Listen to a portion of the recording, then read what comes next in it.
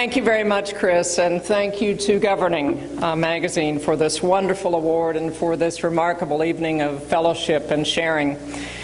I think all of us in this room know that public service often has its lows and its highs, and challenges that are more dramatic and difficult now in this economic climate than ever before. There are days when we all wonder why we have chosen this path. But then along comes one of the good days, the days that make it all worthwhile, the days when we remember why we've chosen this course, and a day when we recommit ourselves to understanding the value of our friends and our colleagues and our family and our staffs who have made it all possible for us to serve effectively. And this is one of those days. It is one of those wonderful days, I think, for those of us in public service where we see the positive aspects of what we do rewarded. And that happens all too seldom in this arena. As the only woman elected to statewide office in Kentucky, and by the way, I'm an art major. I don't tell the accountants who work for me that. As the only woman elected to statewide office, though, I'm here representing the many strong and smart and tough and dedicated Kentucky women who are in the public arena now or have been, and several of them I am honored to have with me tonight as my friends and colleagues. I had an advantage when I got into the public arena as a woman in Kentucky. The good old boy system was there, but I had grown up with 5 older brothers, and it never occurred to me there was anything those boys could do that I couldn't do, so I think that gave me a leg up. And I also learned, though, when I decided to run for public office the first time in 2003 after appointed positions, I had experiences similar to what Phyllis has just talked about.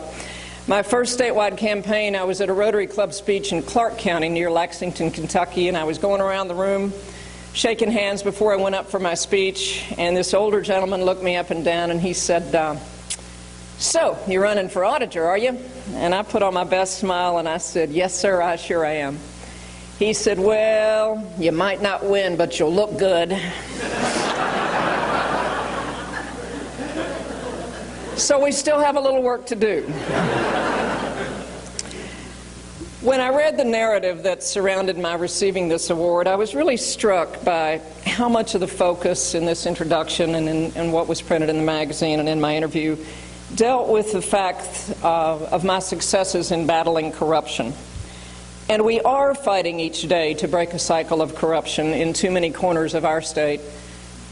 But for every single instance of corruption that our office finds through our audit work, there are countless decent, honorable people working to do the right thing every day.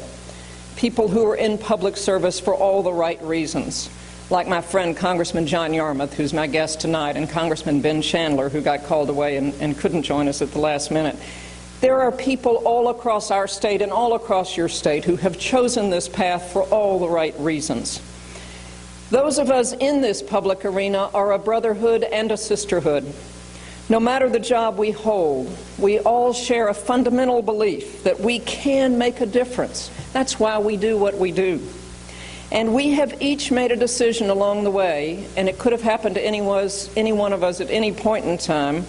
I'm not sure exactly when it was for me, but we made a decision along the way that making a difference held more value to us than greater material gain or an easier lifestyle with fewer sacrifices to the people we care about.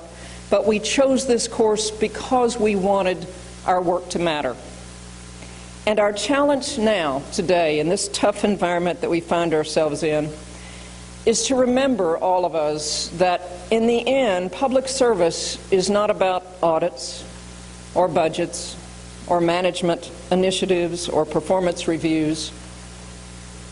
In the end, public service is about the hopes and the dreams and the hearts of the people that we serve.